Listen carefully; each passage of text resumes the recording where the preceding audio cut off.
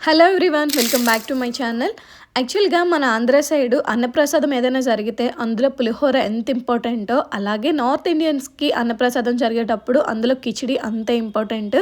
వాళ్ళు మసాలా కిచిడి ఎంత బాగా చేస్తారో తెలుసా? ఎవరైనా టేస్ట్ చేసి ఉంటే కామెంట్ చేయండి. సో వాళ్ళు చేసే ప్రాసెస్లో వాళ్ళు చేస్తే వచ్చే టేస్ట్ లాగా యాజ్ టీజ్ వచ్చేటట్టు నేను చేసి చూపిస్తున్నాను. ఫస్ట్ అయితే దీనికోసం కుక్కర్లో ఒక 4 టేబుల్ స్పూన్స్ పెసరపప్పు వేసుకోవాలి. తర్వాత ఒక 2 టేబుల్ స్పూన్స్ కందిపప్పు వేసుకోవాలి. పెసరపప్పులో హాఫ్ కందిపప్పు వేసుకోవాలన్నమాట. ఆ తర్వాత ఇందులోనే మనం రైస్ కూడా మిక్స్ చేసుకోవాలి. నేను ఇక్కడ నార్మల్ ఇంట్లో యూస్ చేసుకున్న రైసే వేసుకుంటున్నాను. చాలామంది ఏంటంటే నార్త్ వైపు వాళ్ళు కొంచెం స్పెషల్గా చేసినట్టయితే బాస్మతి రైస్ యూస్ చేస్తారు, కానీ నార్మల్ రైస్ యూస్ చేసుకుంటేనే బాగుంటుంది టేస్ట్. నేను ఫస్ట్ టైం టేస్ట్ చేసింది దేవి నవరాత్రుల్లో ఇక్కడ అన్నప్రసాదంకి కిచిడి పెడతారనమాట ఎక్కువ. అప్పుడు అక్కడ తిన్నాను. టేస్ట్ అయితే చాలా బాగా నచ్చింది. ప్రాసెస్ అడిగి తెలుసుకున్నాను అనమాట. సో ఇక్కడ మనం తీసుకున్న పప్పు బియ్యాన్ని ఒకసారి నీట్గా వాష్ చేసుకొని అందులో మనం 1 కప్ రైస్ తీసుకున్నాం కదా, 2.5 కప్స్ వాటర్ వేసుకొని కుక్కర్ మూత పెట్టేసి లో టు మీడియం ఫ్లేమ్లో ఒక 4 విజిల్స్ వచ్చేంత వరకు కుక్ చేసుకోవాలి. ఇక్కడ 4 విజిల్స్ తర్వాత కుక్కర్ ప్రెజర్ పోయిన తర్వాత నేను ఓపెన్ చేసి చూపిస్తున్నాను. చూసారు కదా, రైస్ మొత్తం ఉడికిపోతుంది, at the same time dal కూడా ఉడికిపోతుంది. ఇలా పొడి పొడిగా రావాలి, మరీ పేస్ట్ లాగా అయిపోకూడదు. మన సైడ్ చాలామంది వెజిటేబుల్స్ అన్నీ కలిపి కుక్కర్ పెట్టేస్తారు. అలా కాకుండా ఒకసారి ఈ ప్రాసెస్ ట్రై చేయండి. ఇప్పుడు ఈ రైస్ని పక్కన పెట్టేసుకొని స్టవ్ పైన కళాయి పెట్టి అందులో 2 టీ స్పూన్స్ ఆయిల్ అలాగే 2 టీ స్పూన్స్ నెయ్యి వేసుకోవాలి.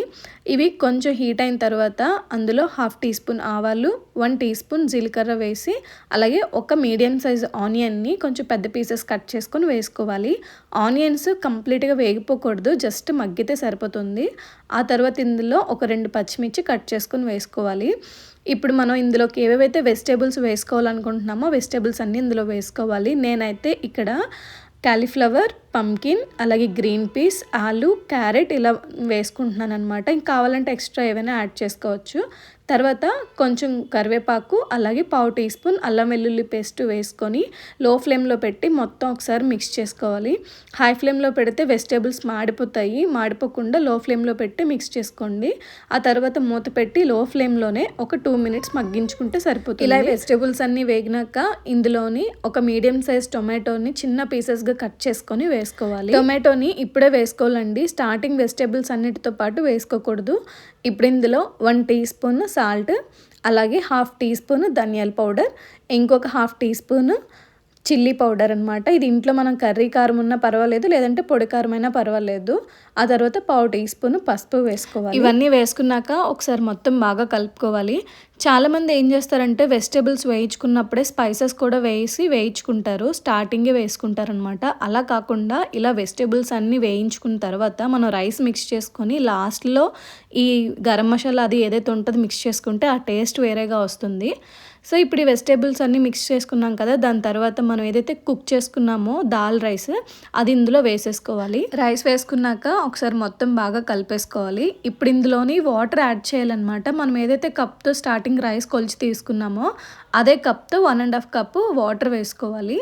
ఇప్పుడు వాటర్ వేసుకున్నాక మీడియం ఫ్లేమ్కి పెట్టుకొని ఇప్పుడు మొత్తం దీన్ని అంతా కుక్ చేసుకోవాలన్నమాట.